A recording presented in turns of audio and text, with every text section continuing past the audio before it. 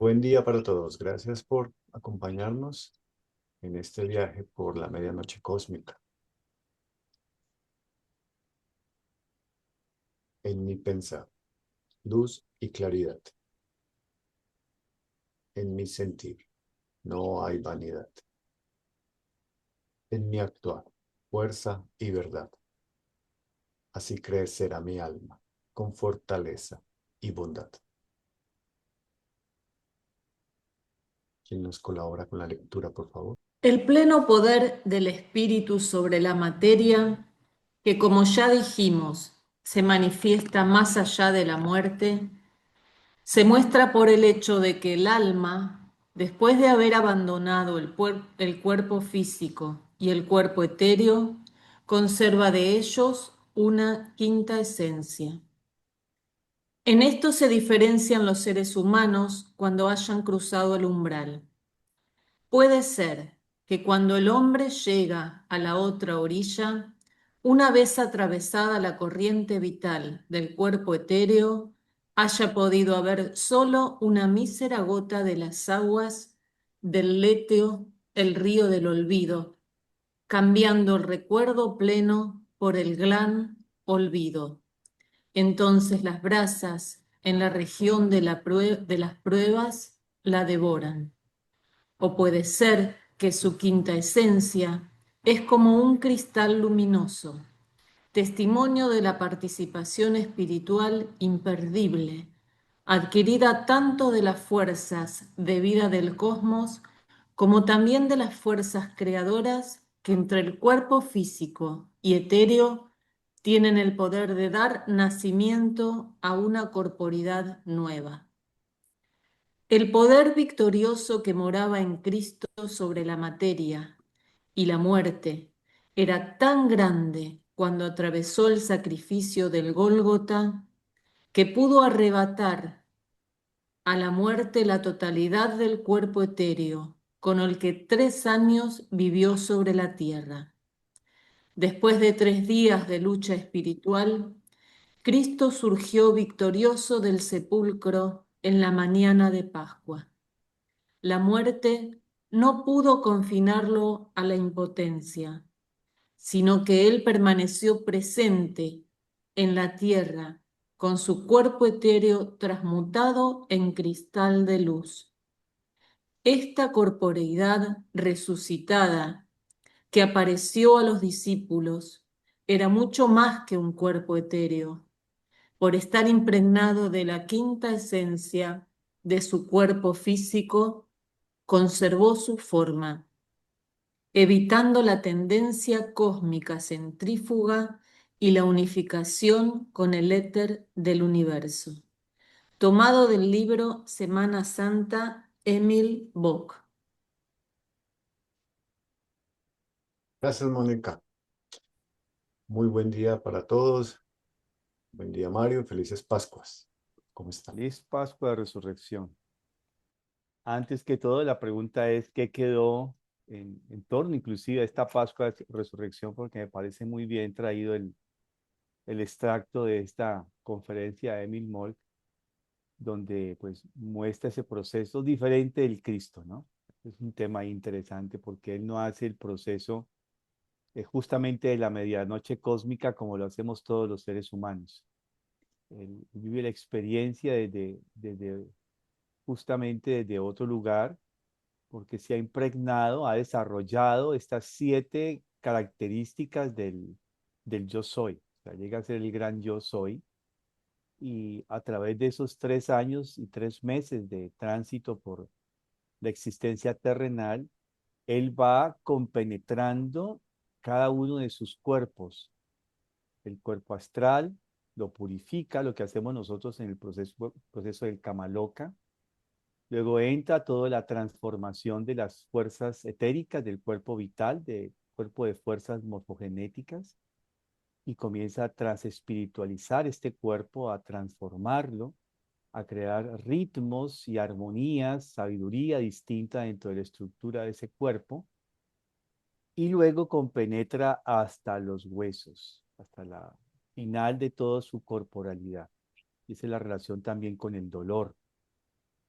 El dolor tiene un significado eh, muy especial digamos, desde la mirada espiritual, no desde la mirada humana, porque lo podemos rechazar desde la mirada humana, eh, como algo que también surge desde las fuerzas opositoras de infringir más dolor de que el ser humano pueda soportar. Si uno se pone a mirar justamente la crucifixión de Cristo, yo creo que ninguno de nosotros lo soportaría, ni 10 de nosotros juntos soportaría el extremo mm, padecimiento al que fue llevado, pero justamente él tomó ese cáliz voluntariamente. Él decide eh, voluntariamente tomarlo. No es que lo mataron los judíos ni los romanos, él lo hace. Hay un pasaje, creo que es en Mateo, donde dice, ¿y acaso dudáis que si yo digo a mi Padre que me envíe ayuda, no mandaría legiones de sus ángeles a que me protejan? Un solo ángel bastaría, un solo arcángel bastaría para haberlo protegido. Em, pero él justamente tiene que pasar por el proceso de esto de que es dolor, sufrimiento, y el proceso de la muerte misma para hacerse humano, para iniciarse como un ser humano, y convertirse en esto que él siempre lo utiliza como autodenominación, convertirse en el Hijo del Hombre. Eh, y bueno, y viene entonces la Pascua de Resurrección, donde él allí no desintegra sus cuerpos, sino todo lo contrario, los integra. Es todo lo contrario a lo que pasamos cuando pasamos hacia la medianoche cósmica, donde el cuerpo físico se va desintegrando en la tierra, luego el cuerpo etérico en el mundo astral, el mundo etérico, luego el cuerpo astral en ese proceso planetario, ¿sí? Inicialmente por el cuerpo eh, astral directamente, que es el cuerpo de todos nuestros instintos, apetitos, deseos, y luego de que hay esta purificación pasa a las otras 6 esferas del mundo planetario y bueno, de ahí para allá no sigo diciendo más. Pero el Cristo, porque les toca a ustedes, que recuerdan, porque el Cristo hace justamente lo contrario, no se desintegra, mantiene justamente esa integralidad que ya ha cumplido en esos 3 años y 3 meses en ese cuerpo de Jesús de Nazaret para mantener la unidad.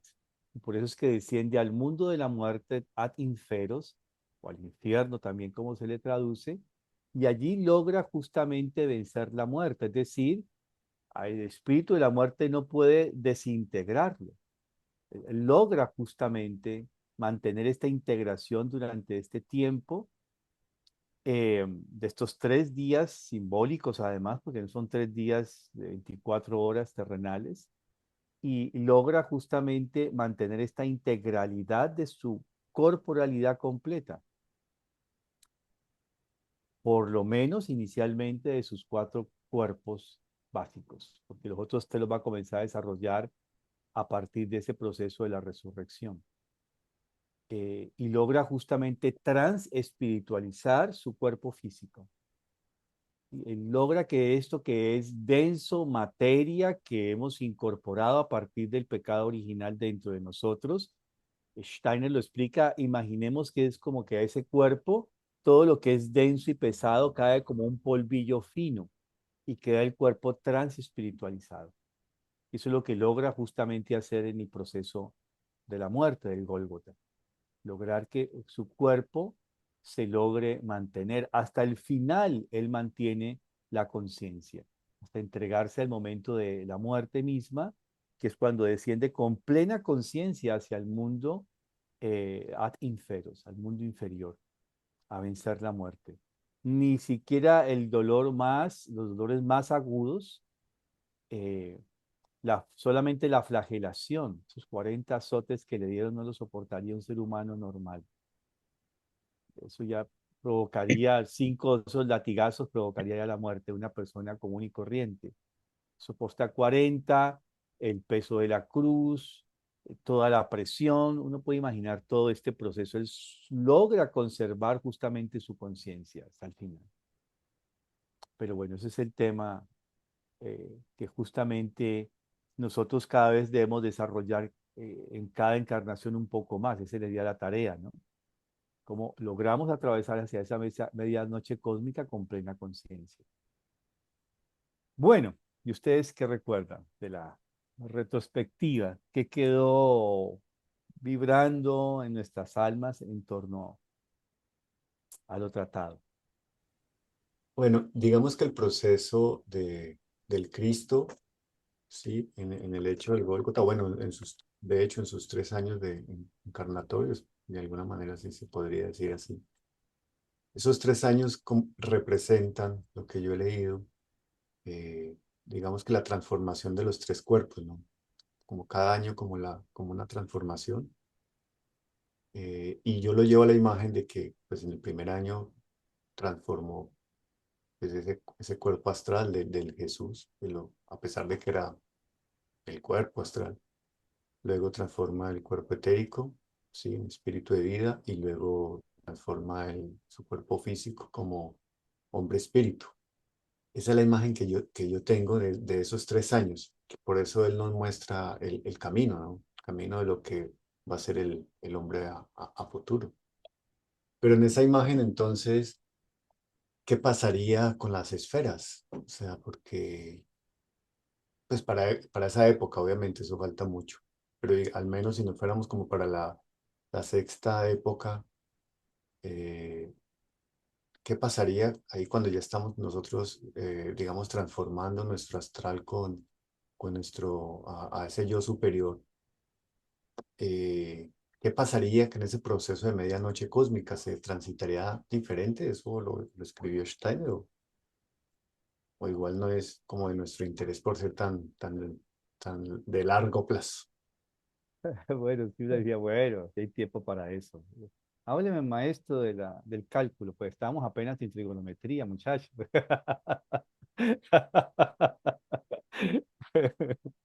Pero no, sí es interesante porque, es decir, el proceso de la medianoche cósmica va a ser así hasta que cumplamos justamente la meta. Y la meta final, el final, como algunos lo dicen escatológicamente, el final, y el final puede ser el final de que todo se acabó, pero también el final puede ser de que un ciclo termina y comienza otro. Y esa es la idea, justamente cuando uno lee muy bien, con ojo agudo y entre líneas el Apocalipsis, nos está hablando de una transformación de la tierra en la estrella del amor, en la Nueva Jerusalén. No está hablando de un hecatombe. Sí, habrá un final de alguna manera y habrá unas consecuencias que advierte el Apocalipsis para aquellos en que en las diferentes oportunidades que se ha dado no logren transformarse. Entonces quedarán sujetos en una esfera que Steiner y los iniciados mencionan como la antiluna o la octava esfera. Entonces, esas almas quedan allí, confinadas a ese espacio. Pero la tierra misma, con todos sus habitantes que logren el camino de transformación de esas, digamos, de ese desarrollo de nuestras 7 constituciones humanas o de nuestras 7 cualidades yoicas, digámoslo así también, eh, van a poder estar allí, justamente en esa tierra transformada que será la estrella del amor. Ese será el final. O sea, ese final siempre tiene unos procesos, pero mientras nosotros no logremos eh, lograr ese desarrollo, trascender como el Cristo, o sea, hacernos Cristo cada uno de nosotros, cristificarnos cada uno de nosotros, vamos a tener que hacer siempre el tránsito de la medianoche cósmica, porque es justamente conjuntamente con ellos que conformamos por ahora inconscientemente nuestra constitución humana. ¿Sí? En ese tránsito que justamente estamos haciendo en cada uno de esos procesos, recordemos un poco, atravesamos el Kamaloka y allí vamos a estar purificando todo nuestro cuerpo astral, todo lo que tiene que ver con nuestro cuerpo de deseos, nuestro cuerpo desiderativo. Por eso ahí permanecemos un tercio de nuestra existencia. Es más o menos el tiempo que necesitamos para poder transformarlos. Pero si en la tierra nosotros ya hemos trabajado con nuestro cuerpo de deseos, hemos logrado conscientemente aquí ejercitarnos para domeñar nuestro cuerpo astral, por supuesto que cuando atravesemos por esa esfera del Kamaloka, que es la esfera cósmica espiritual de la luna, pues el tránsito va a ser más breve, menos también, eh, digamos, no quiero utilizar la palabra estremecedor, sí, de alguna manera, porque es decir, hemos purificado ya en nuestra tierra el cuerpo de deseos. De hecho, la individualidad, voy a decirlo como Steiner lo plantea, eh, tal cual, la individualidad que vive en el cuerpo de Jesús de Nazaret antes del bautizo en el Jordán, es decir, tenemos que partir de que Steiner dice de que el Cristo no vivió plenamente en el cuerpo de Jesús de Nazaret, sino a partir de los 30 años con el bautizo en el Jordán, en el río Jordán. Allí él se incorpora plenamente y describe cómo ahora la individualidad que estaba presente en este cuerpo de Jesús de Nazaret cede su constitución física, vital y astral para que el cuerpo, el ser espiritual del Cristo, los cuerpos, 7 cuerpos que Él va a desarrollar en nosotros pues, espiritualmente, logren penetrar en el cuerpo de Jesús de Nazaret. Y esta individualidad, describe Steiner, que es la individualidad de Zoroastro, Zaratustra, la que vive allí, una de las almas más viejas y más desarrolladas de la humanidad, ha logrado ya purificar el cuerpo astral de Jesús de Nazaret. Es decir, ya ha hecho un camino previo para poder justamente lograr que allí pueda penetrar este cuerpo, o sea, que sea penetrable este cuerpo físico de Jesús de Nazaret. Pero también la misma cultura judía ha hecho ese proceso con el pacto. Y cuando se establece el pacto, es este pacto que conocemos del Antiguo Testamento, ¿cierto? Se comienza justamente a organizar digamos, la estirpe genealógica, la herencia se comienza a transformar ese cuerpo físico a través de cierto tipo de, llamémosle, de disciplina cultural, comportamental y alimenticia. Es todo un proceso hasta que llegamos a tener el cuerpo de Jesús de Nazaret, donde vive esta individualidad. Eso es toda una preparación previa. Así como el Cristo se preparó para descender e incorporarse en el cuerpo de Jesús de Nazaret, esta misma cultura, la gran tarea era poder preparar un cuerpo adecuado para que se incorporara el ser del Cristo en este cuerpo que iba a ser el cuerpo de Jesús de Nazaret. Perdón un segundo que iba a estornudar. Eh, entonces, aquí ya hay toda una preparación previa de, de muchísimos años, de, de siglos, de eones, de tiempo, que se da en los dos procesos, ¿sí? En los dos procesos, terrenal y espiritual, cómo se va preparando este escenario, que es el que acabamos de conmemorar justamente eh, esta semana que pasó, ¿cierto? La Semana Santa. Y, y claro, el trabajo es que mientras nosotros logremos desarrollarnos, ese es el camino ahora de iniciarnos, como diría Edward Churé, e iniciarnos como dioses, hacia el camino de ser un dios. Es comenzar a trabajar en la tierra de tal manera que nuestro tránsito por la medianoche cósmica sea lo más ligero, digamos así, ¿no? Y sea también más productivo. ¿En qué sentido?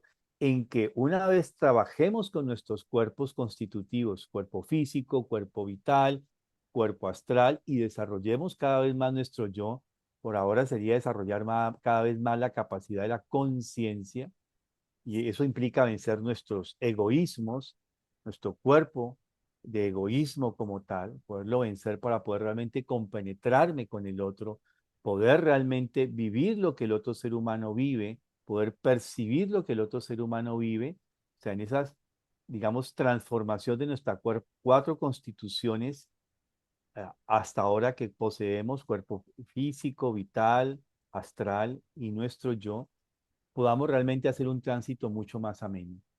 Y esto implica tener cada vez más conciencia en ese tránsito de la medianoche cósmica. Es decir, ¿qué tanto nosotros somos conscientes? Y un ejercicio que uno podría pensar es, ¿qué tanto soy consciente cuando voy a la pequeña medianoche cósmica cada noche? ¿Qué tanto yo atravieso con conciencia ese umbral del mundo espiritual, de la medianoche cósmica? ¿Y qué tanto retorno con esa conciencia del mundo espiritual? Y un poco ese es el ejercicio.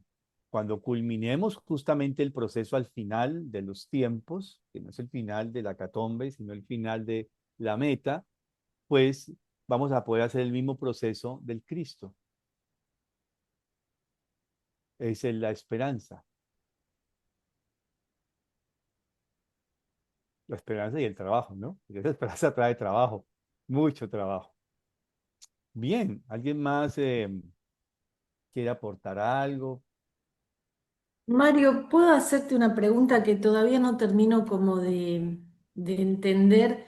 O sea, la individualidad de Zaratustra preparó sus cuerpos, digamos, en el río Jordán, ¿el Cristo empieza a descender en el Jesús o la individualidad de Zaratustra es la que, eso es lo que no termino como de entender?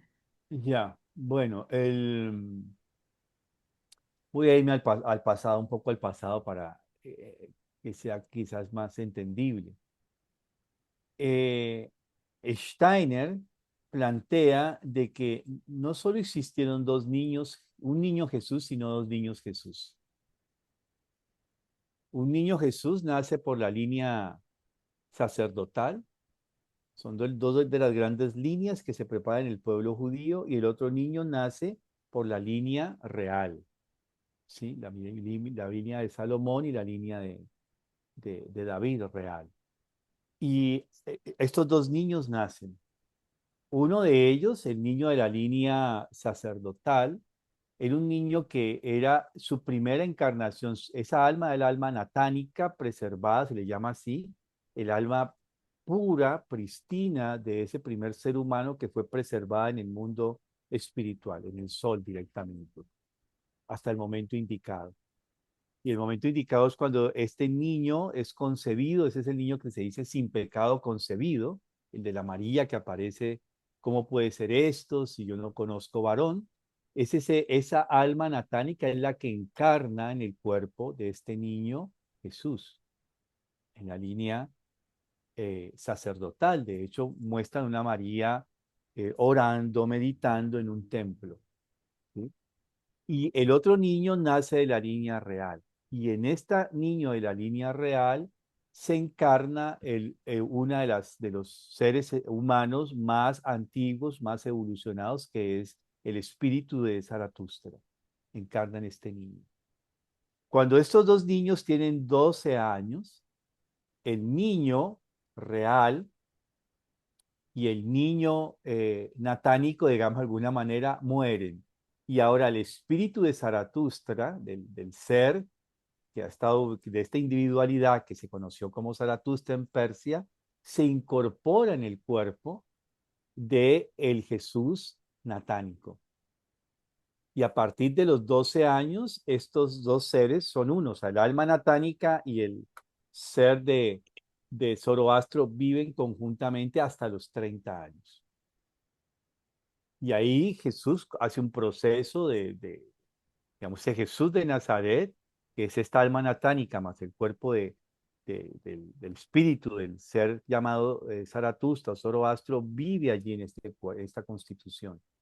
Y en el momento justamente del bautizo, hay una leyenda persa muy linda que habla del encuentro a los 30 años, justamente antes del bautizo, entre Jesús que regresa de su peregrinación por todo el mundo, por el Medio Oriente y Oriente, y tiene un diálogo con su madre. Y allí entonces hablan de esta gran misión, de lo que se movía en su corazón en María y de lo que él justamente, las dudas que lo aprendían frente al futuro de la humanidad y al desarrollo espiritual. Y después de este diálogo de los dos, él es casi que le pregunta que si está bien lo que quiere hacer, y él le dice, haz lo que tienes que hacer, y él sale hacia el Jordán y ahí es bautizado. En ese momento del bautizo, cuando justamente Juan lo coloca en el río y lo sumerge hasta que el bautizo era que lo metían a uno hasta que uno pataleaba, digamos, hasta tenía una escarnación. En ese momento el proceso de la escarnación, o sea, se separa el cuerpo de fue físico del espíritu de Zoroastro, es conscientemente que él cede ahora, queda este cuerpo sin este espíritu de Zoroastro y ahí se incorpora el espíritu del Cristo y comienza el proceso de encarnación que dura los 3 años, ¿sí? El proceso de encarnación hasta llegar al momento del cuerpo físico, ¿no? Pero esto implicaba también renunciar a toda su potencialidad espiritual cada vez. Y hay momentos, sobre todo en el último año, donde él casi está a punto de que las fuerzas pristinas del Cristo están a punto de consumir la constitución completa de este Jesús de Nazaret. ¿Sí? Hay momentos, por ejemplo, cuando están orando, en el momento de la transfiguración, en el momento de cuando María Magdalena unge sus pies, cuando, bueno, hay ciertos momentos en que está ese proceso casi que él se va a ir, entonces lo tienen que retener un poco en el cuerpo físico, ¿sí? Hasta el final. Y parte de los dolores que vivió era mantenerlo en el cuerpo físico. Cada latigazo, cada insulto, cada cosa era poder permitir que estuviera con conciencia en su cuerpo físico. Porque si algo trae el dolor es que nos trae a la conciencia total del cuerpo físico. Nosotros no vivimos realmente con una conciencia plena del cuerpo físico. Si lo hubiéramos, sería insoportable el dolor. Porque solamente lo que pasa en el cuerpo, en el sistema metabólico motor, que lo que se está moviendo ahí son fuerzas de destrucción profundas, eso está como una moledora de piedra, siempre lo imagino así, ¿no? Entiendo como una moledora de roca, eso es lo que está haciendo el sistema digestivo, destruyendo para poder destruir y generar vida. Y si fuéramos conscientes de eso, no soportaríamos. Y por eso cuando nos enfermamos, esos umbrales se rompen. Entonces somos conscientes del dolor. Entonces justamente en el momento del Gólgota, Zaratustra cede, sale, ofrenda el cuerpo y penetra el cuerpo de Jesús de Nazaret en el momento del bautizo. Ese planteamiento en el mundo del cristianismo esotérico y lo que trae Steiner de nuevo, ¿cierto? Como un aspecto nuevo. Obviamente dentro del cristianismo convencional siempre se dice de que del mismo nacimiento ya Cristo estaba eh, eh, compenetrado en el cuerpo del niño Jesús pequeñito, pero no es así. No estaba plenamente compenetrado. Sí estaba compenetrado, por supuesto, ¿sí? Pero no así que entró plenamente en este cuerpo.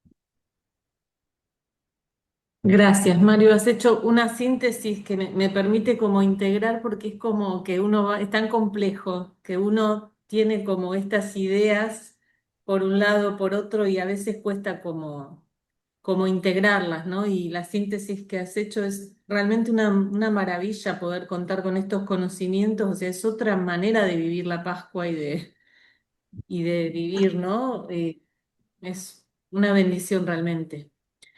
Lo que recuerdo del último encuentro que vos habías explicado después de pasar por las esferas planetarias, pasábamos a las esferas de las estrellas fijas, donde ahí comenzábamos a conformar todo nuestro cuerpo físico y nuestros órganos. Y bueno, fuiste explicando, bueno, Aries, Centauro, qué era lo que se iba formando en cada uno de estas esferas, ¿no?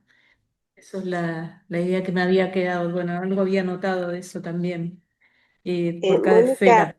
Mónica, perdón, necesito hacer una pregunta del tema anterior de Zaratustra, porque me invade el pensamiento lógico, racional, y me parece más lógico a mí que la esencia crística haya venido desde el nacimiento del Cristo y no que después se haya penetrado un espíritu de otro, porque yo no sé quién será ese Zaratustra, Zoroastro, si fue un ser, si fue una persona, si un espíritu. Entonces me confunde esa parte, ¿no? Porque qué tuvo que hacer en el ser del Cristo ese otro espíritu, ser, o si fue una Mire, yo no me sé persona. ese cuento y ni siquiera lo ¿Vos leí.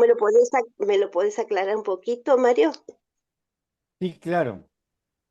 Bueno, pues primero, para podernos entender este proceso, eh, podemos investigar en dos textos, creo yo, o en dos tipos de línea de investigación. Uno se llama De Jesús a Cristo, de Rudolf Steiner, es un libro, está así llamado, se llama en español De Jesús a Cristo, donde describe de alguna manera este proceso, ¿sí?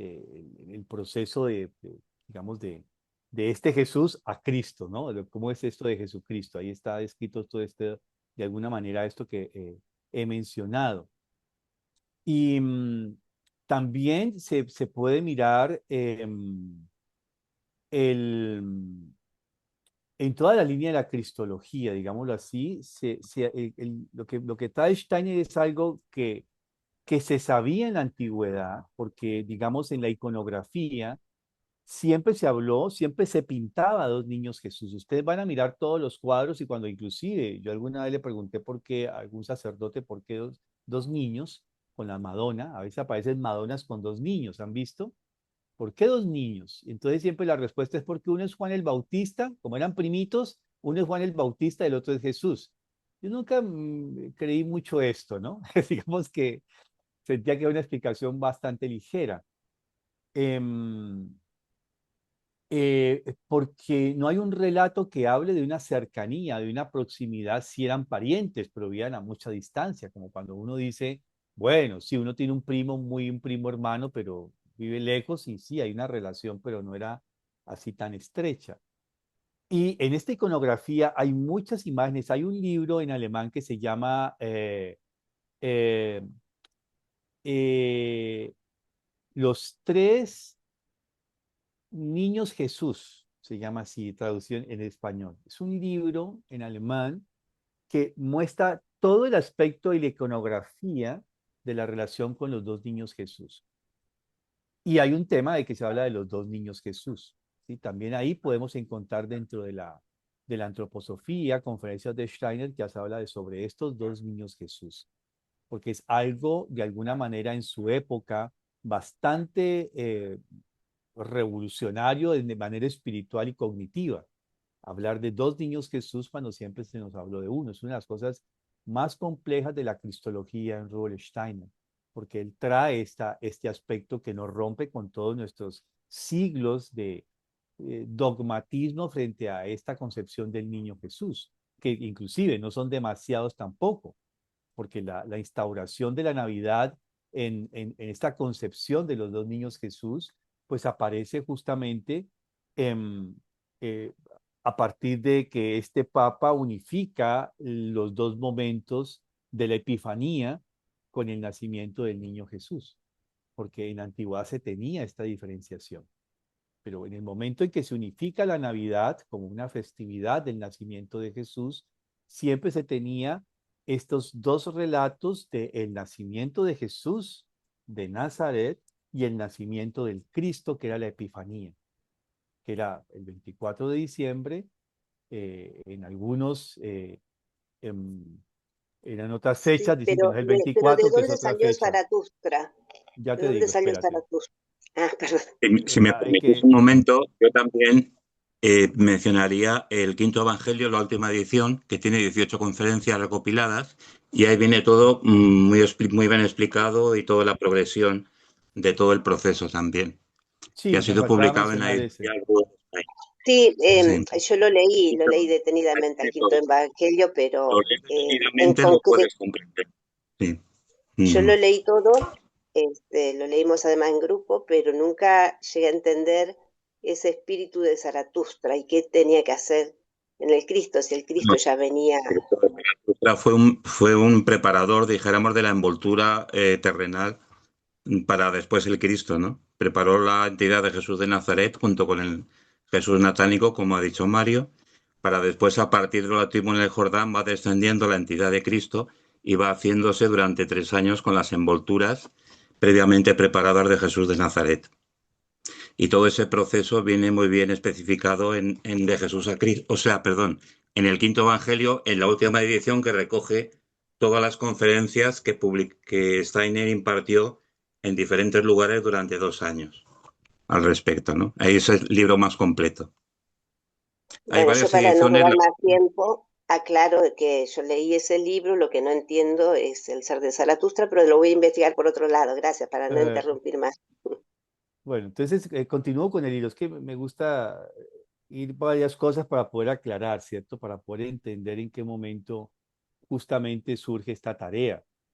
Entonces, en este momento donde el pueblo judío tiene la tarea de que a través de esa línea genealógica, de esa línea hereditaria, a partir de Abraham, del pacto de Abraham con el espíritu que vive en la salsa ardiente, que es el mismo espíritu de Cristo, se hace este pacto y se comienzan a generar a partir de la estructura de la creación de un pueblo, no solamente la estructura posteriormente de 12 tribus, sino de dos líneas que tienen contacto con el mundo espiritual.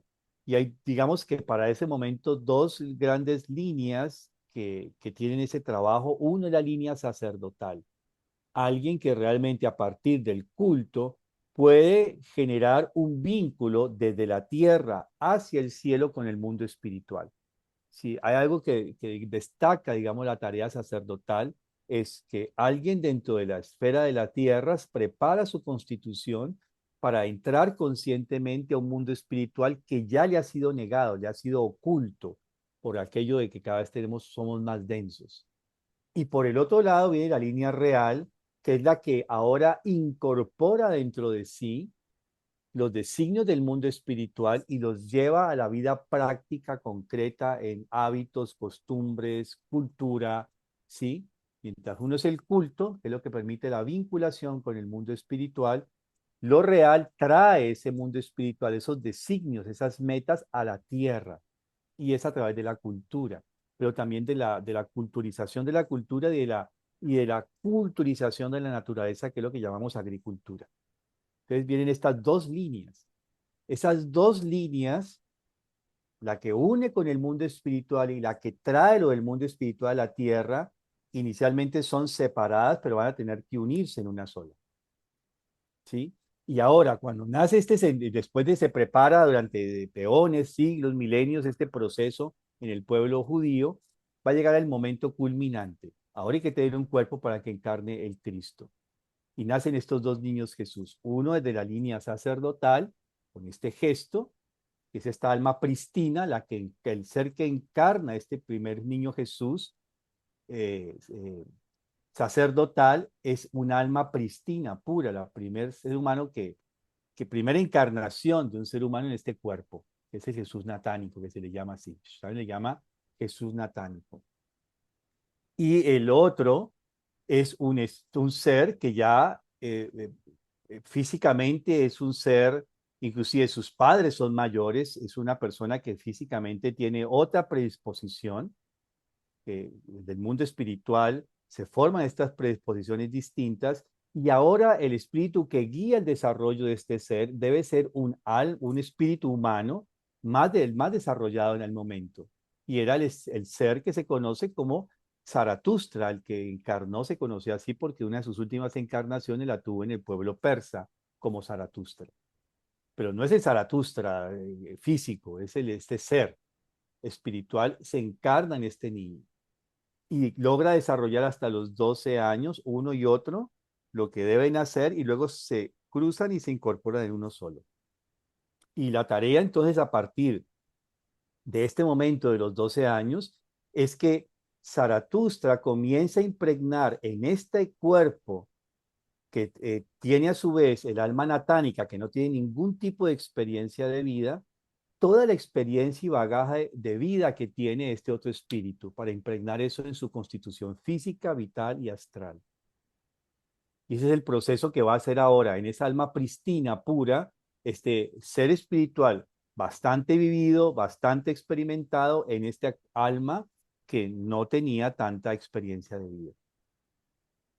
Y entonces, a partir de allí, prepara ese cuerpo con toda esta sabiduría que se narra en los evangelios. Y María no lo reconocía, dice el evangelio, porque tenía la capacidad de discutir con 12 años con los doctores de la ley, con los fariseos, con los escribas y los saduceos en el templo. Y María no lo reconocía, porque este niño que ella inicialmente tenía, que era el Jesús natánico, no tenía esas capacidades. Y como que de ahora nace un niño que tiene la capacidad de discutir con los otros. Pero no solamente es impregnar esa experiencia en el alma de Jesús natánico, que esa es la tarea, preparar un cuerpo ahora con un alma pura, pero con la experiencia de vida de un alma vivida. Es un poco el sentido de por qué se da en esa línea de esa forma y por qué era parte del plan que se tenía inicialmente. Y no es el único caso, hay que decirlo, donde un espíritu cede su cuerpo para que otro espíritu lo penetre, pero eso es otra historia y otro tema que no nos compete ahora. Pero el proceso acá es que justamente se da de esta forma.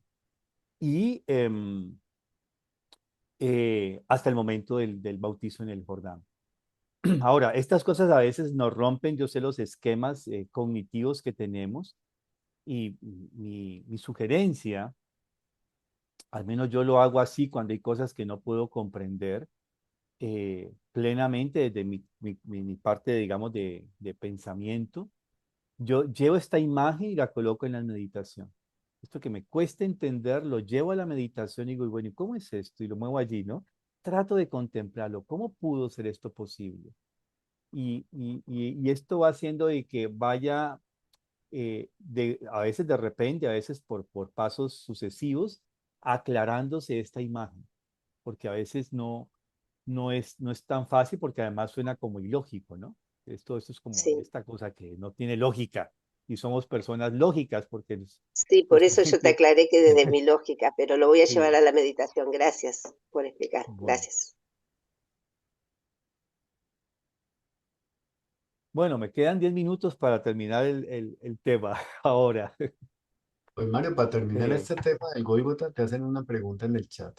Que si ¿Qué podrías pregunta? ampliar el suceso del Gólgota. Aún no comprendo cómo la sangre de Cristo purificó nuestros pecados. ¿Fue por medio de la sangre física que penetró en la tierra? La pregunta.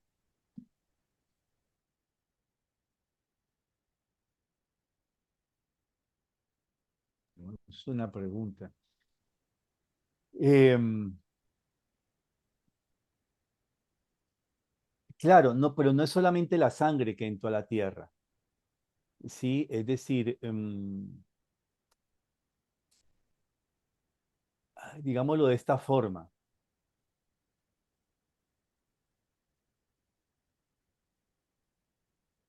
Cuando el Cristo comienza a transformar el cuerpo de Jesús de Nazaret, sus cuerpos, el cuerpo astral, el cuerpo vital y el cuerpo físico, él comienza justamente a transespiritualizar, a espiritualizar estos cuerpos, a quitarle lo que el ser humano había traído a partir del egoísmo que penetró en el momento del paraíso.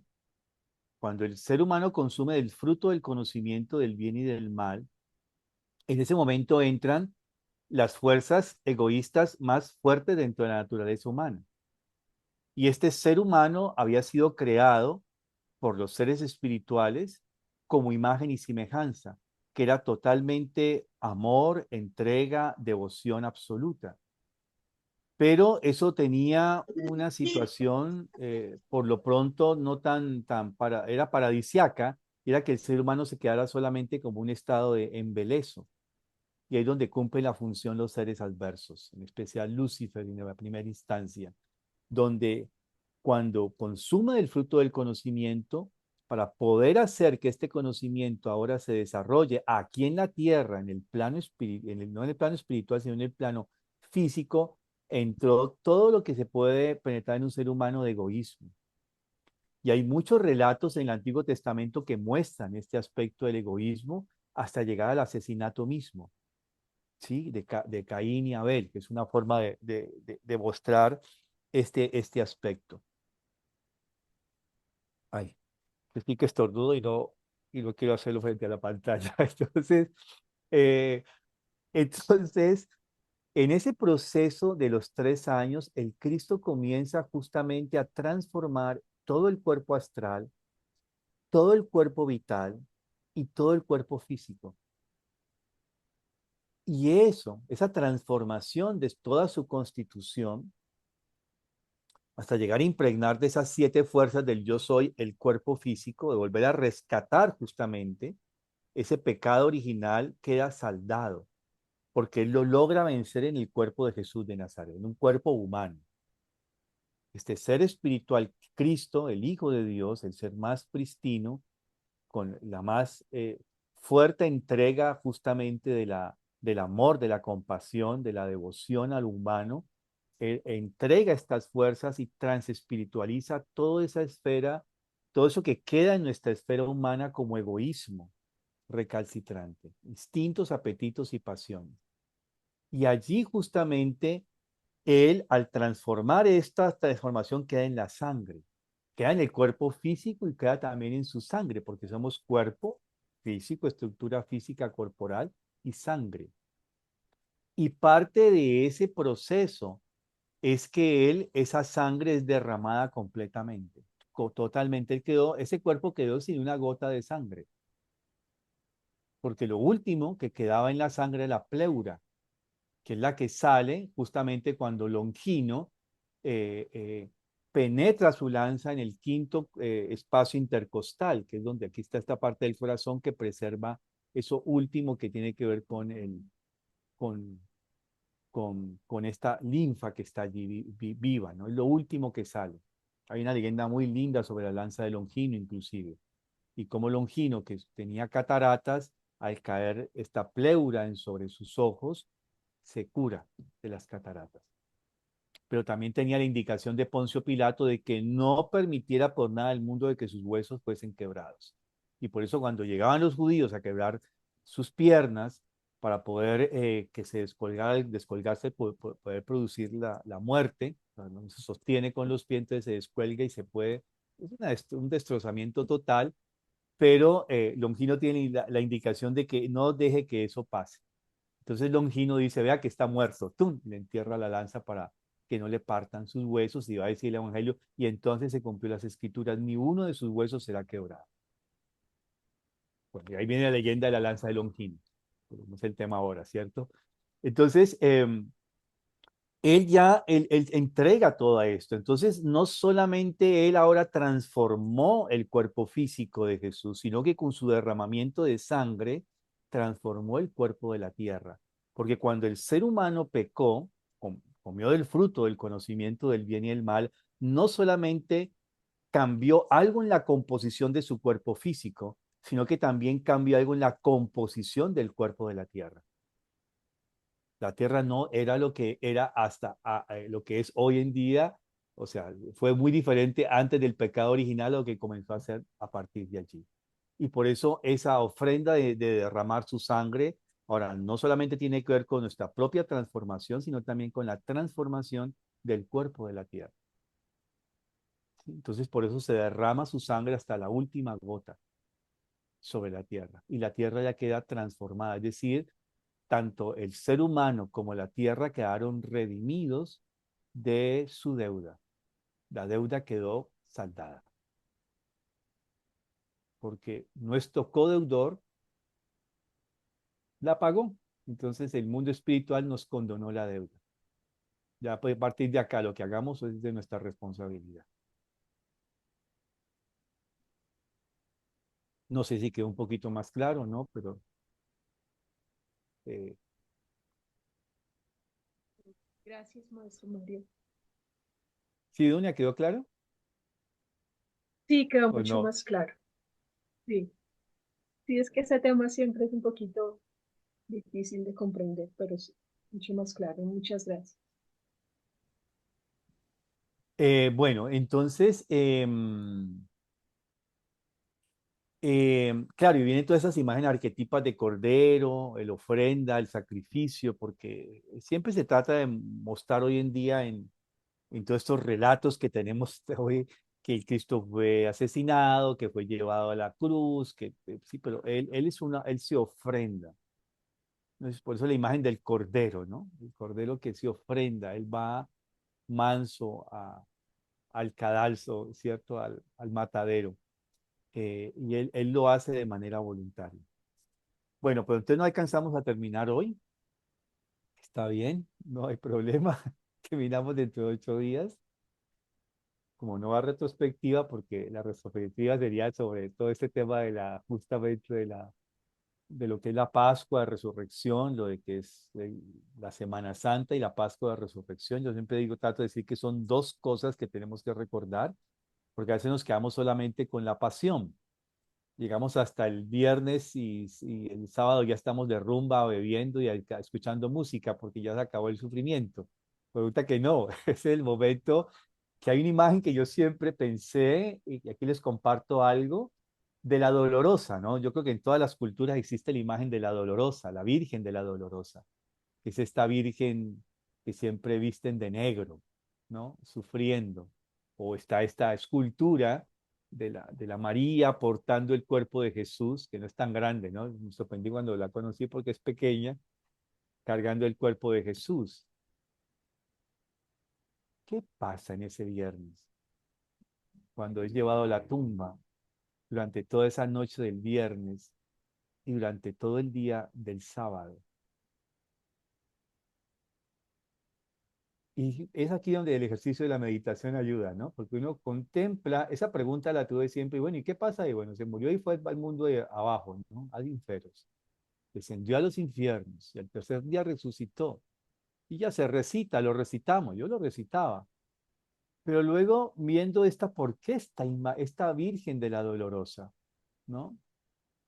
Y con esta imagen una vez se me vino este aspecto de la madre que, de esta madre, porque no es cualquier madre, de esta madre que siente el más profundo dolor por la ausencia de su hijo, el más profundo duelo. Ustedes saben, cuando uno tiene un duelo hay una ausencia y un vacío profundo en el alma, un hueco. Pero ese no era el hueco que tenemos nosotros en un proceso de duelo normal. Ella seguía moviendo esas cosas en su corazón. Porque era un dolor, era un duelo, literalmente, pero un duelo con esperanza. Porque se acuerdan de la leyenda persa, ¿no? En el diálogo que tiene con esta María con Jesús a los 30 años. Y allí ellos hablan de la resurrección.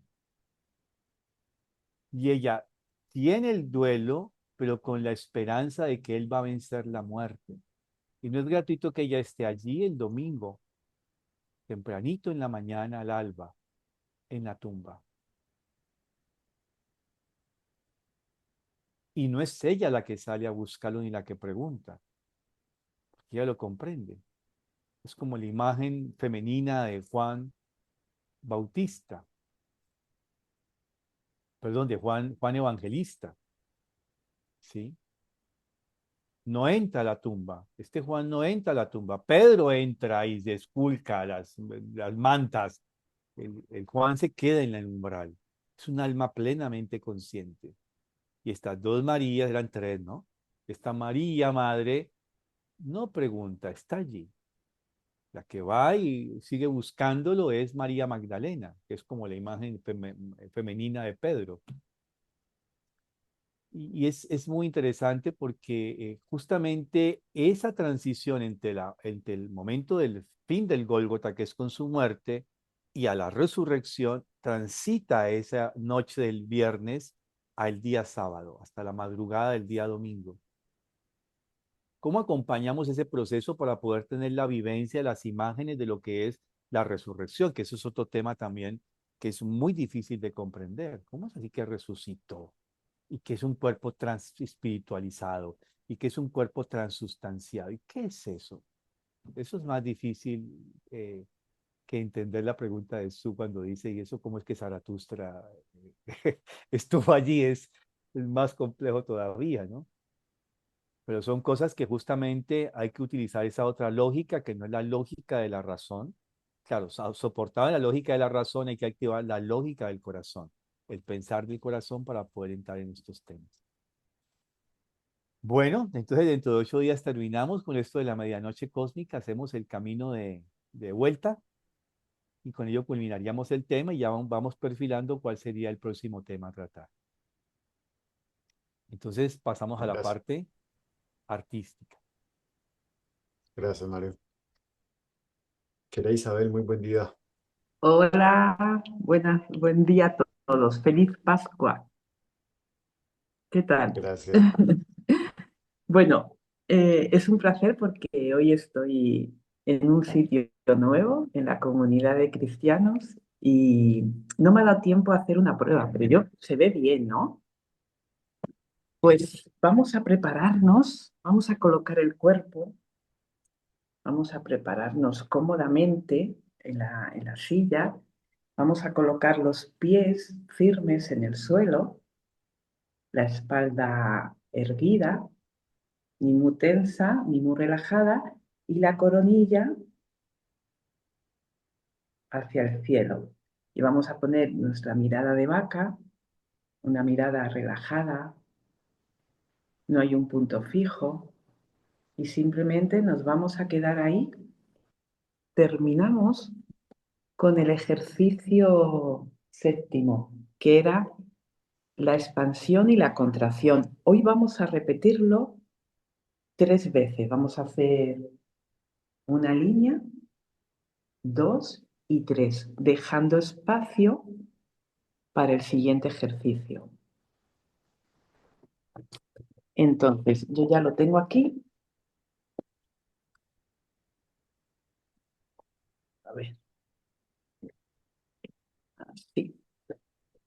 Entonces, sería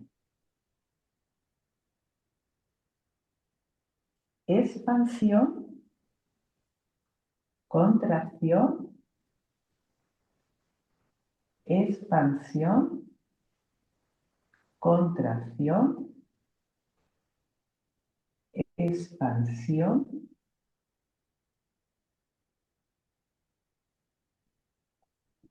y ahí. ¿Lo recordamos? Vamos a practicarlo durante 3 veces, cada uno en su hoja. Recordar que necesitamos que las hojas sean A4, que sean grandes para practicar. Es lo que recomienda Rudolf Steiner. Entonces, voy a hacer el otro ejercicio, el tercero, poniendo conciencia en la expansión y en la concentración.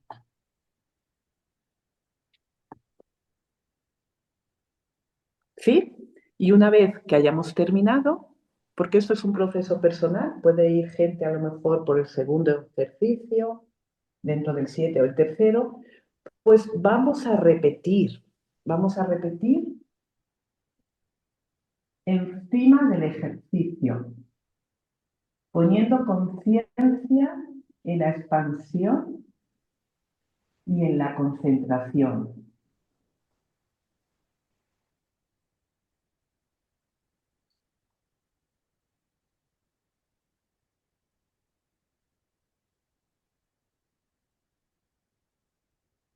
Podemos observar el movimiento de la mano, del brazo.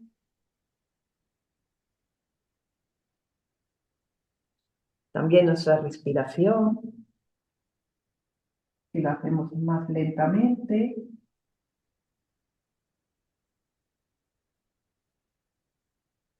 Poner conciencia en el movimiento.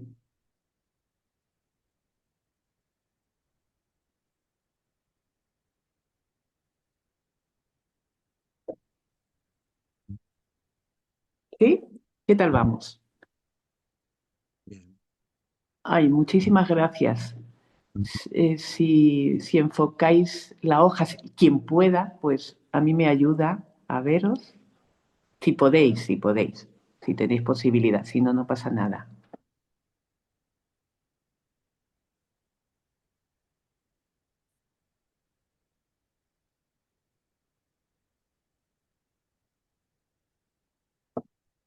Gracias, Oscar. Estaría bien, estuve pensando que hay gente que me manda sus dibujos. Pues estaría bien quien quiera para yo contemplarlos y poder tener un seguimiento para ir avanzando o poder repetir. Estaría bien, sería interesante que pudiese ver los trabajos que vamos haciendo, si se puede y si os apetece, lo sentís.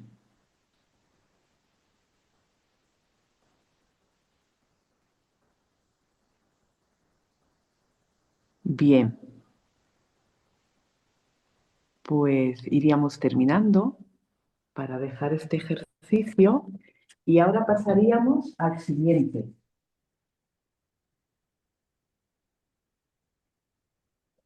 que sería el octavo ejercicio.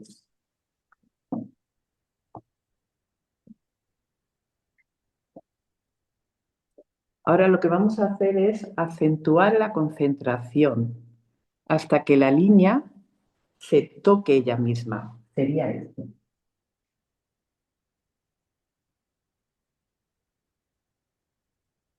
Pero podemos hacerlo más despacio. Vamos a hacerlo en 3 pasos. Sería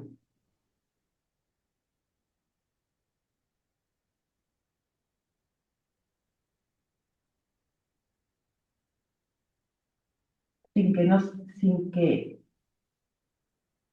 llegue a no tocarse, pero vamos acentuándolo más.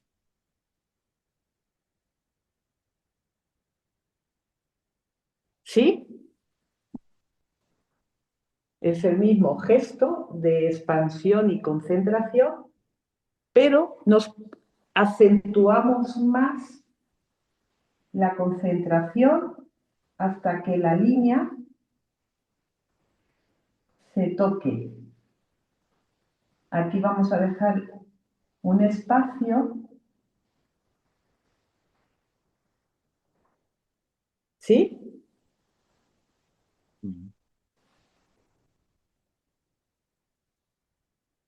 Y se puede sentir la diferencia que hacíamos en el anterior, ¿no? De la expansión, concentración.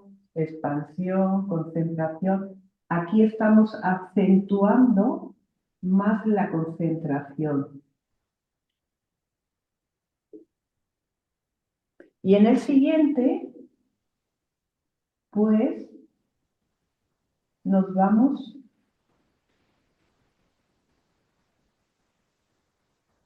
acercando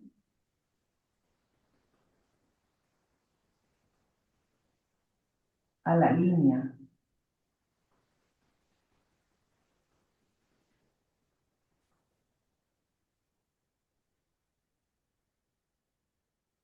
¿Sí?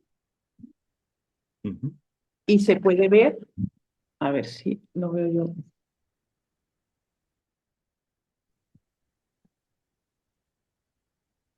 Bueno, aquí no se ve muy bien, ¿no? Se ve mejor en la pizarra, yo creo. ¿Se ve o mejor en la pizarra? Bueno, en los dos sitios. Vale, pues este sería el proceso.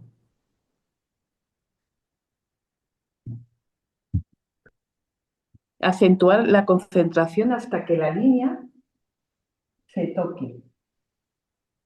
Este sería el segundo dentro del octavo ejercicio. Y el siguiente sería este. Vamos avanzando.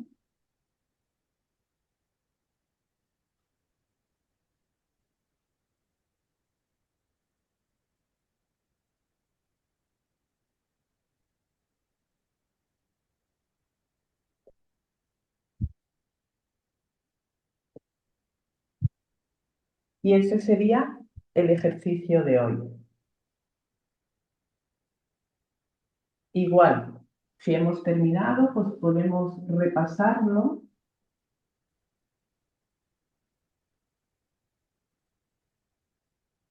haciendo conciencia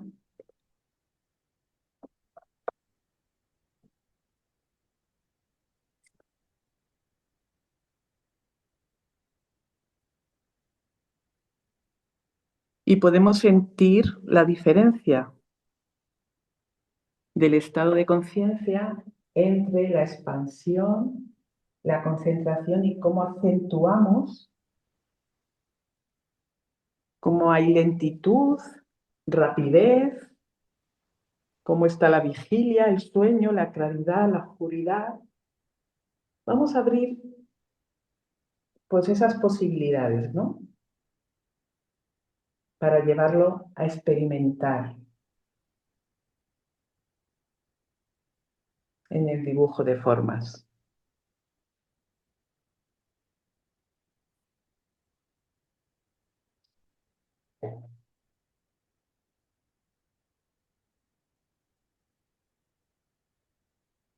Donde sentimos la expansión, la concentración, el estado de vigilia, el sueño.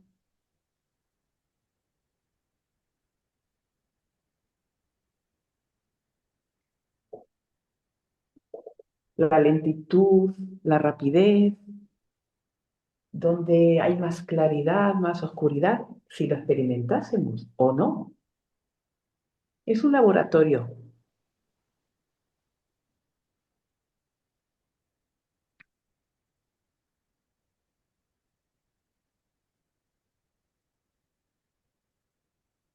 Podemos repetir las veces que queramos, incluso darle la vuelta a la hoja.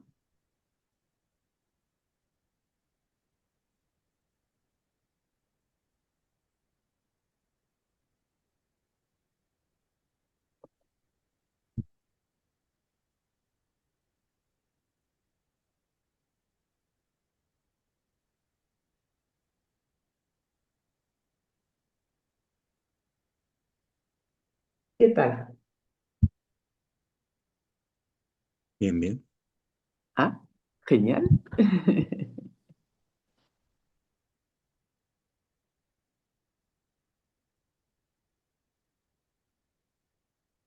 Tenemos tiempo todavía, podemos dedicarle unos minutos si lo necesitáis. Si hay alguien que a lo mejor ya ha acabado y pues puede simplemente observar, pero sin querer,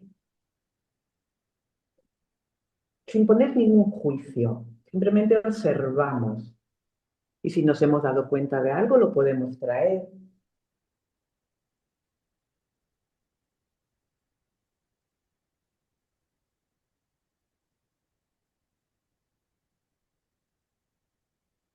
Y vamos a recordar que las líneas sin figuras son signos visibles de los gestos de Dios. Si aprendemos a concebirlos, podemos comprender cómo Dios creó el mundo.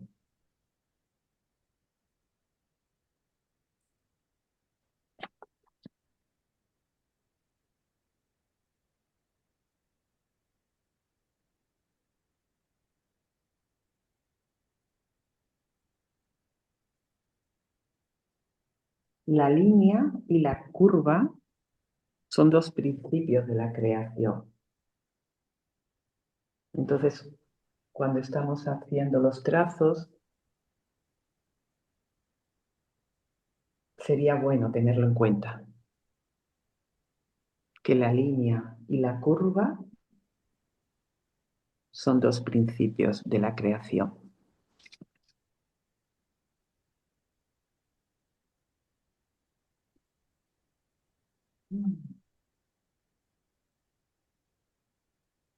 Bueno, ¿alguien quiere compartir?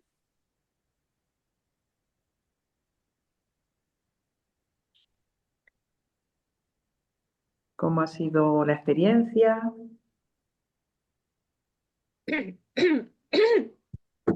Hola María Isabel, buenos días. Hola, Dunia. ¿Dunia o Dunia Natalia? Natalia, ¿cómo te llamo? Dunia. Dunia. Sí. Ah, Pues fue un proceso muy lindo. Al principio sentí como la respiración, el inhalar, el exhalar, y luego también sentí como un dar, un recibir, como ese constante movimiento de compartir. Y se me hace como la dualidad, como tú dices, que son las curvas, son los principios de la creación. Me hace que es el principio del masculino, el femenino. Entonces, me pareció muy lindo, pero ya al final, el último ejercicio, que ya entra la curva, ahí sí me confundí un poquito, como que no le hallo. Ya sería como una introspección. Eso como- ¿Te puedo hacer una pregunta? Sí. ¿Por qué dices que te has confundido? Ah, porque no, no, ahí no se alcanza a ver. A Tal ver, vez no. En la baja, último bájalo. ejercicio, A ver. Ah, sí, sí, sí, ya lo veo. eh, sí, aquí donde el verde, donde entra esa parte que entra aquí, como que Sí. no sé, es como una interiorización, ¿verdad? Ya no es bueno, tal vez también en el respirar, cuando uno mantiene el aire y luego lo expira. Sí, muy Gracias. interesante. Muchas Sí, se ha A quedado mí congelada. me pasó, Isabel, que en Bueno, los últimos, ¿alguien más ¿no? quiere compartir? Porque creo que yo no me queda congelada, ¿no? Es nuestra compañera Dunia. Isabel, que tienes.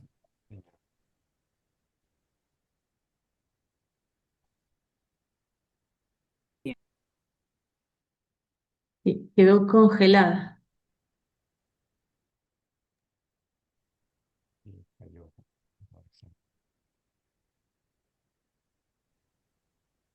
Hola. La ola. Ah, me he ido, ¿no? Me he ido un momento. ¿Sí? Vale, vale. Bueno, pues ya estoy aquí otra vez. ¿Alguien quiere compartir también? ¿Alguna persona más? Para realizarlo así tan despacio es muy meditativo, ¿no? Es que yo cuando suelo hacer dibujo de forma lo hago más rápido, pero ahora al hacerlo despacito entras en un estado de meditación, ¿no? Mm. Ha Mm, sido una experiencia pues muy positiva. Mm. gracias, Pedro. Me parece que Mónica quería decir algo. Mónica quería decir algo, sí, sí, quería decir algo. Sí, un poco lo que me pasó lo que a Pedro. Y ya casi al final es como que uno no le pone, digamos, el pensamiento y va surgiendo como un ritmo que parece como casi perfecto, se repite como el mismo diseño, pero como que logré entrar en un lugar sin pensarlo y salió algo en el alma así muy, muy lindo. Gracias, Isabel. A ti, Mónica.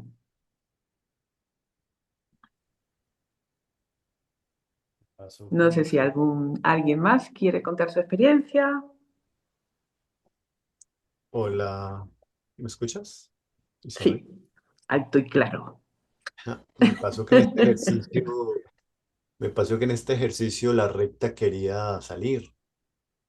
Cuando hacía los trazos de alguna manera se me generaba como mucha línea recta en este. No sé si se ve un poquito, me tocó corregirlo. Ah, Sí, sí, sí, sí. sí. Cuesta que ir ahí. Quiere salir la recta. Ese impulso, ¿no? A mí también me pasa. Sí, Qué sí, sí. bueno, ¿no? Qué bueno. Pues nada, por mí este sería el ejercicio de hoy. Ah, Gracias. A muchas gracias. vosotros. Muchísimas Gracias. gracias. Gracias, Isabel. A vosotros. ¿Quién nos ayuda con el cierre, por favor? Yo lo hago. Gracias. En mi sentir, luz y claridad. En mi sentir no hay vanidad. En mi voluntad, fuerza y verdad. Así crecerá mi alma con fortaleza y bondad. Gracias. Feliz semana. Gracias, Rosalvita. Isabel, Semana. mil Gracias. Bye. Besitos a todos. Gracias. Muchas Hasta pronto. gracias. Chao.